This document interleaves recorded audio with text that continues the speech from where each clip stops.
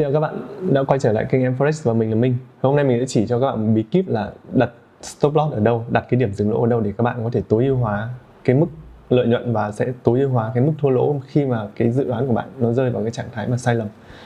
Tức là khi mà thị trường nó đi ngược lại xu hướng của bạn thì mình sẽ chỉ cách cho các bạn là các bạn sẽ đặt ở đâu để nó sẽ không bị thua lỗ nhiều quá, mà nếu mà lúc mà thị trường nó đi đúng hướng các bạn, nó sẽ giúp cho bạn là giảm cái mức thua lỗ đến mức thấp nhất, đúng không ạ? Và cái ý tưởng này của mình nó đến từ một cái câu hỏi George Soros, tức là bạn làm gì cũng không có quan trọng, mà quan trọng là sau khi thắng bạn được bao nhiêu tiền và sau khi mất là bạn sẽ mất bao nhiêu tiền. Cái này nó đã nêu lên cái hành động và cái tôn chỉ của một trader, đó là, và nó cũng là cái suy nghĩ của chính mình, đó là mình là một người thích chơi an toàn, thì cái việc mà khi mà mình vào lệnh ấy thì mình sẽ chưa quan tâm lắm đến cái việc mà khi mà mình thắng mình sẽ được bao tiền, và mình sẽ tính cho mình một cái đường lùi, đó là sao? Là nếu mà cái lệnh này mình mất là mình sẽ còn bao nhiêu tiền để mình có thể gỡ và có thể mình tiếp tục cái cuộc chiến này dài hạn hơn, được không ạ? Đó, đấy là tất cả những cái gì, cái nội dung của bài này mình sẽ chia sẻ với các bạn, và chúng ta sẽ bước vào cái nội dung đầu tiên của bài học hôm nay. Đó là như thường lệ chúng ta cần phải biết được stop loss là gì, đúng không ạ? Stop loss nó là một cái từ tiếng Anh, thì stop là dừng và loss là lỗ. Thì có thể hiểu cách đơn giản đó là một cái mức giá mà khi mà cái giá nó chạm đến cái vùng đó, nó là một cái vùng nhé. Khi giá nó chạm đến cái vùng đó thì các bạn phải chấp nhận là cái lệnh của bạn nó đã không còn đi đúng nữa. Tức là ví dụ các bạn ra một cái lệnh buy, nhưng mà ngay sau khi các bạn buy giá nó giảm về cái vùng đó thì các bạn phải làm gì ạ? Phải chấp nhận là bạn cắt cái lệnh đó, bởi vì nếu các bạn không cắt thì giá nó có thể nó sẽ còn đi xuống sâu hơn, đúng không? Và nếu các bạn ra một cái lệnh sell mà sau khi các bạn sell xong thì giá nó lại đi lên, thì cái việc chúng ta cần làm là chúng ta lại phải cắt lỗ. Đó, thì cái đây là cái định nghĩa của mình muốn nói đến cho các bạn, đó là stop loss đó là một cái vùng giá trị mà khi giá đi đến cái vùng đó thì cái lệnh của bạn nó không còn ý nghĩa gì nữa, và bạn buộc các bạn phải thoát ra khỏi cái vùng đó để các bạn bảo toàn cái số vốn cho tài khoản của các bạn. Đó, nhưng mà đấy là một cái suy nghĩ một chiều của những trader Việt Nam, tức là nó là một cái để bớt đi cái thua lỗ của chúng ta, đúng không ạ? Nhưng ở một cái khía cạnh khác, và trong những cái video khác, cái video tiếp sau những cái video này mình sẽ chỉ cho mọi người cái khía cạnh khác của cái stop loss, đó là nó sẽ giúp cho các bạn bảo vệ được cái phần tiền lời của các bạn đã tìm được. Thì ở đây chúng ta đi vào cái khái niệm trailing stop. Đó, tức khi mà các bạn có lãi rồi thì việc của các bạn là gì? Là các bạn phải nâng cái mức stop loss lên để khi mà giá nó quay về thì nó sẽ vẫn có lời cho chúng ta, đúng không ạ? Thì đấy là những cái phần ở trong cái video về sau, những cái video chuyên sâu ở sau của mình sẽ chia sẻ cho các bạn. Đó, thì chúng ta đến với cái khái niệm đầu tiên của chúng ta, đó là stop loss là gì? Là một cái điểm dừng lỗ mà khi đến cái vùng đó giá không còn giá trị, đúng không ạ? Và thực sự là nghe thì nó rất là dễ, nhưng mà để làm thì nó rất là khó. Bởi vì sao? Bởi vì chúng ta sẽ vướng về những cái vấn đề về tâm lý cũng như là về kỹ thuật, về chiến thuật. Thì chúng ta sẽ đi vào sau đây, tiếp theo sau đây là những cái vấn đề sai lầm nghiêm trọng mà chúng ta thường mắc phải khi mà chúng ta thực hiện giao dịch Forex và liên quan đến stop loss, đúng không ạ? Đầu tiên là gì? Là mình nghĩ đấy là cái khái niệm trong đầu của các bạn. Mình thấy thực sự là rất là lạ khi mà hầu hết những cái trader ở Việt Nam ấy, đều có một cái gọi là gì? Đều có một cái gọi là cái tâm điểm, cái tâm niệm như thế này, đó là đặt stop loss làm gì, xong rồi thế nào sàn nó chẳng quét của mình, đúng không ạ? Thì mình sẽ chia sẻ cho bạn một cái bí mật, nó là như này, là sàn nó biết tất cả những cái gì của bạn. Tức là nếu mà bạn đã chơi ván bài với sàn là bạn đã biết là sàn nó đã ở cái chiếu trên và nó nắm được tất cả thông tin của bạn, là bạn đặt lệnh ở đâu, bạn đặt TP ở đâu, bạn đặt SL ở đâu, đúng không ạ? Tất cả những cái đấy sàn nó đều biết. Thì chẳng khác gì là cái bộ bài bạn đang cầm trên tay, ví dụ bạn đặt hôm nay bạn đặt mua vàng ở đâu, bạn đặt mua dầu ở đâu, thì tất cả sàn đều biết. Và cái stop loss là sàn nó đều nắm được của bạn mà, đúng không? Đó, thì chơi cái ván chơi này là chúng ta đã nằm ở một cái cửa mà chúng ta đã ở thấp hơn so với sàn rồi. Thì chính vì cái điều đấy mà làm cho các bạn, dẫn đến các bạn một cái suy nghĩ là sàn nó sẽ quét stop loss của chúng ta. Nhưng mà mình xin trả lời cho các bạn là có hai lý do là sàn nó sẽ ít khi và nó hiếm khi nó thực hiện quét stop loss của các bạn. Thứ nhất là bởi vì sao?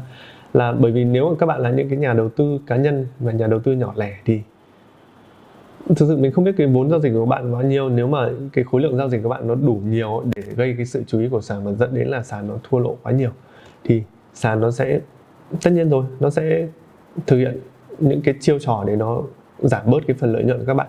Nhưng mà các bạn có thể quay lại những cái video trước của mình để các bạn nhìn nhận thấy là có hai cái loại sàn, đúng không ạ? Hai cái loại sàn, một là sàn Dealing Desk và hai là sàn non Dealing Desk. Nói nôm na là có những cái sàn là nó sẽ ôm lệnh của các bạn. Thì nếu mà khi mà các bạn đánh với những cái sàn đó thì sao? Thì nếu mà cái mức lợi nhuận của các bạn nó tăng càng cao, đúng không? Thì cái lợi nhuận đến từ đâu ra? Là sàn nó phải trả cái tiền đấy cho các bạn, thì tất nhiên là sàn nó sẽ sử dụng chiêu trò nó giảm bớt cái lợi nhuận đấy đi cho các bạn, đúng không? Còn cái sàn thứ hai, cái loại sàn thứ hai là sàn non Dealing Desk. Tức là những cái sàn nó chỉ gom cái lệnh của bạn thôi và nó chuyển đến những cái nhà thanh khoản nó cao hơn và những cái market maker nó cao hơn. Thì ở những cái sàn này thì kể cả bạn đánh những cái vol giao dịch nó to ấy, nó to, thực sự nó to thì sao? Thì cái lệnh của bạn nó đều chuyển đi cho những cái nhà thanh khoản thị trường ở mức cao hơn thôi. Và cái sàn này thì cái mục tiêu của họ là họ đứng ở giữa để họ ăn cái trung gian, cái tiền phí giao dịch của các bạn. Và thì như một cái điều hiển nhiên thì các bạn thể nhận thấy là nếu mà các bạn thực hiện giao dịch mà các bạn thực hiện giao dịch càng nhiều và các bạn càng có nhiều lãi thì nó ở trung gian ở giữa, nó chỉ là một cái cầu nối giữa các bạn là trader và những cái nhà cung cấp thanh khoản đó.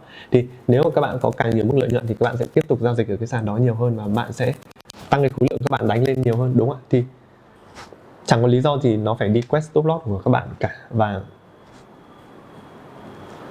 để làm gì? Trong khi cái việc đấy nếu mà đối với cái sàn non Dealing Desk, tức là nếu mà nó quét stop loss của bạn thì nó làm giảm cái mức lợi nhuận các bạn đi và các bạn sẽ dần dần các bạn không đánh những cái sàn đấy nữa thì nó cũng chẳng để làm gì cả, đúng không ạ?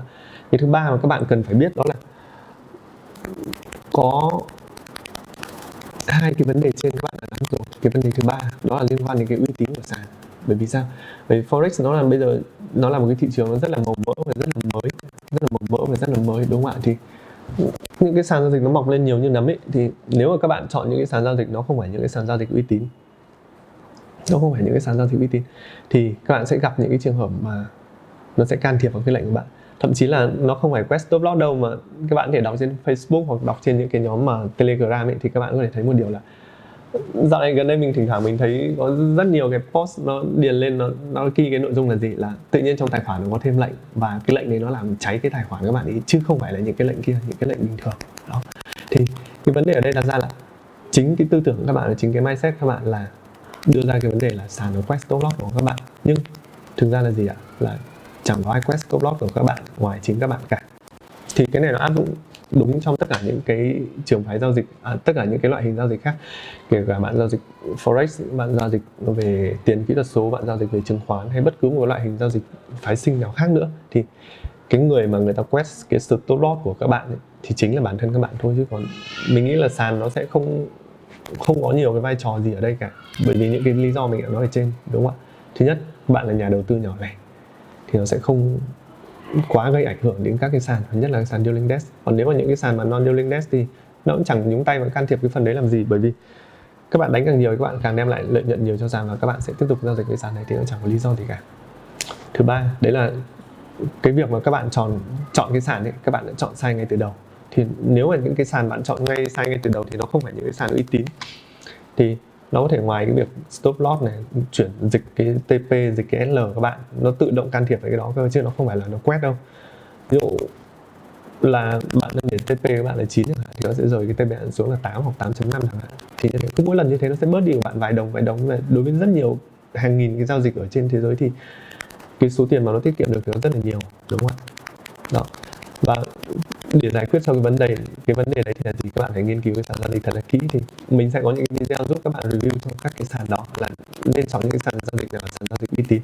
Và nếu mà các bạn còn lăn tăn với bất cứ cái sàn nào nữa thì các bạn hãy inbox với mình hoặc comment trong video này, là mình sẽ giúp các bạn là kiểm chứng những cái sàn đó nó có uy tín hay không, cả cái về thanh khoản, cả về pháp lý, cả về những cái hoạt động giao dịch của nó, đúng không ạ? Đó, đấy là cái vấn đề đầu tiên khi các bạn mà mắc sai lầm khi bạn đánh stop loss, khi các bạn set stop loss. Cái vấn đề thứ hai mà mình thấy rất nhiều cái trader gặp phải đó là gì?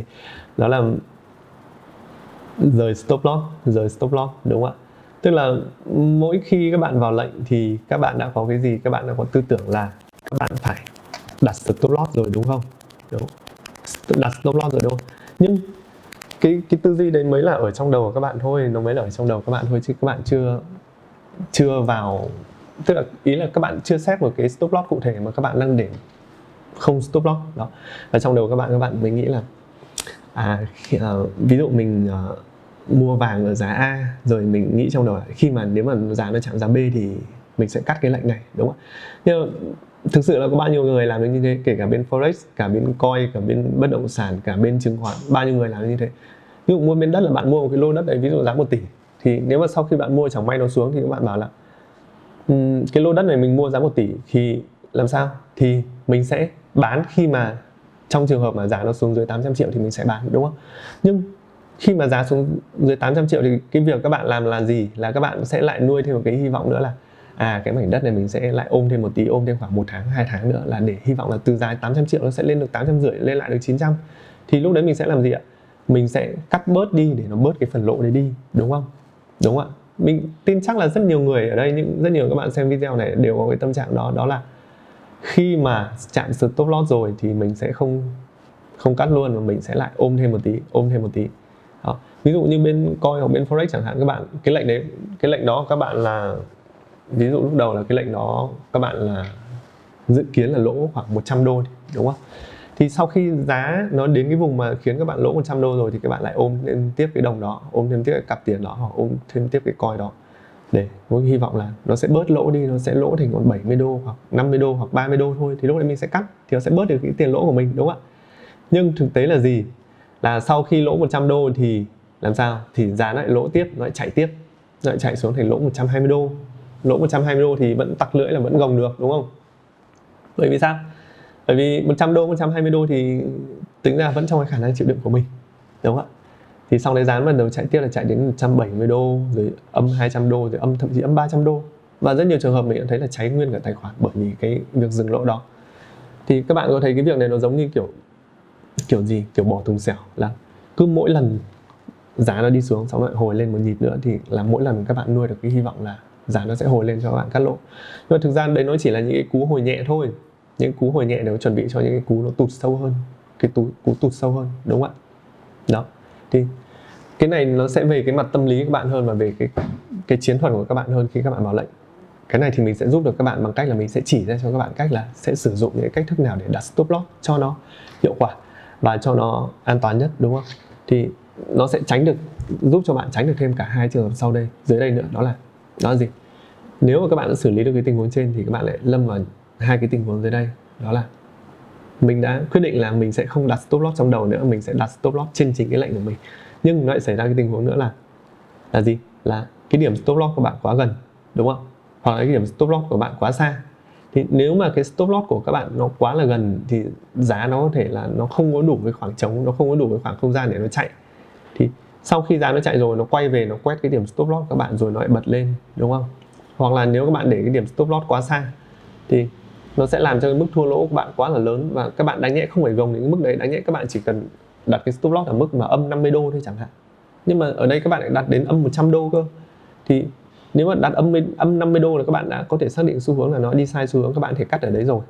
Nhưng ở đây do các bạn không biết cách đặt, không biết về chiến thuật, rồi không biết về cái điểm để đặt như nào cho hợp lý, thì mình đặt thành tận âm 100 đô thôi. Thì thay vì mình chỉ mất có 50 đô thôi thì bây giờ mình mất đến tận âm 100 đô, đúng không ạ? Thì nó rất là phí. Mình sẽ lấy ví dụ cho các bạn, cái ví dụ thực tế ngay trên chart luôn để các bạn dễ hình dung là như thế nào là đặt stop loss nó gần quá và như nào là đặt stop loss xa quá, đúng không? Ở đây chúng ta sẽ có cái cặp tiền, ở đây là cặp EU, là cái cặp rất là phổ biến, đúng không? Và cái bạn quyết định short ở đây, đúng không? Vì các bạn thấy ở đây là gì? Một cái xu hướng có thể là một xu hướng bắt đầu nó có thể nó giảm dần. Đó. Xu hướng bắt đầu có thể nó giảm dần, đúng không? Thì bạn sẽ mở cái lệnh short ở cái điểm trái tim này. Đó, đúng không? Nhưng vì các bạn ấy không có kiến thức và cũng như là các bạn ấy không có chiến thuật thì các bạn lại nghĩ là mình sẽ đặt stop loss ở gần thôi, càng gần càng tốt, thì cái số tiền mình mất nó sẽ là rất là ít, đúng không? Rất là nhỏ. Thì bạn đã đặt stop loss ở đâu? Thì các bạn đã đặt stop loss ở đây. Đó, chúng ta đặt stop loss ở cái điểm có hình là dấu x này, đúng không ạ? Đó, các bạn đặt stop loss ở đây. Nhưng các bạn nhìn qua hình các bạn thể thấy là cái điểm stop loss này nó không hợp lý, bởi vì nó quá là gần và nó không có một ý nghĩa giá trị gì cả. Và cái điểm chúng ta nên đặt là chúng ta phải đặt ở cách cái zone nến gần nhất ở đây. Đó, thì cái điểm mà chúng ta nên đặt đó là gì? Là chúng ta nên đặt ở cái điểm mà có dấu chữ V này, tức là dấu tích này, đúng không? Thì đó, nếu mà các bạn đặt ở cái điểm dấu X thì rất có thể là giá nó sẽ đi qua cái vùng này và nó sẽ đi xuống đó, đúng không? Thì đây là cái lúc mà các bạn gọi đó là quét stop loss. Nhưng mà thực ra là gì? Nó chẳng qua nó là cái việc mà các bạn đặt stop loss nó không hợp lý thôi, và nó không có tí chiến thuật nào, và nó không có một cái gì nó gọi là đủ để đảm bảo an toàn cho tài khoản của bạn. Thì giá nó bật lên đấy và đi xuống thôi, thì đấy là cái việc các bạn phải chấp nhận. Khi mà các bạn đặt một cái việc stop loss nó không hợp lý, nó sẽ làm cho tài khoản các bạn phải chịu những khoản lỗ vô lý và không đáng phải có, đúng không ạ?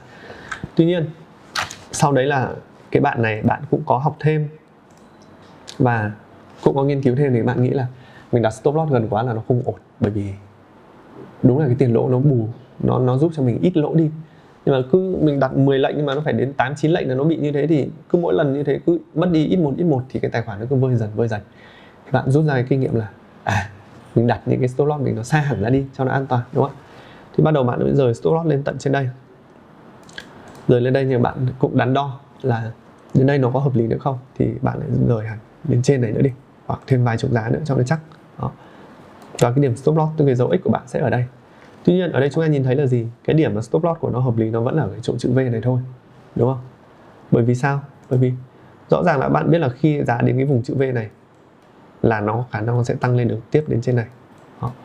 Thì sao ạ? Thì cái điểm chữ V là cái điểm mà các bạn hợp lý, là các bạn biết là đến đó là các bạn có thể thấy là cái lệnh của bạn ý có khả năng là nó đã bị sai rồi. Đó, đúng không? Thì thay vì các bạn đặt ở những cái vùng chữ V đó thì các bạn lại đặt ở tít tận trên cái vùng chữ X, thì nó quá là xa so với cái dữ liệu cần thiết của chúng ta ở thời điểm hiện tại. Đó. Thì ở thời điểm đó thay vì các bạn chỉ lỗ khoảng 50 đô thôi, thì chính vì việc các bạn đặt cái stop loss nó vô tội vạ mà đặt nó quá là xa vời như thế, thì nó sẽ khiến cái tài khoản của bạn nó lại một lần nữa nó chịu một khoản lỗ nó không đáng có. Và lần này lỗ này còn to hơn rất là nhiều, là thay vì lỗ chỉ khoảng 50 đô thôi thì họ lỗ đến tận 100 đô, 120 đô, thậm chí 150 đô. Đó. Xa quá cũng không tốt mà gần quá cũng không hay. Đó, đúng không ạ? Thì đấy là những cái trường hợp mà mình chắc chắn là tất cả những cái bạn đang xem video đã gặp phải rồi, và rất nhiều người đang bị lăn tăn và lung túng khi mà chọn một điểm stop loss như thế nào gọi là hợp lý, đúng không ạ?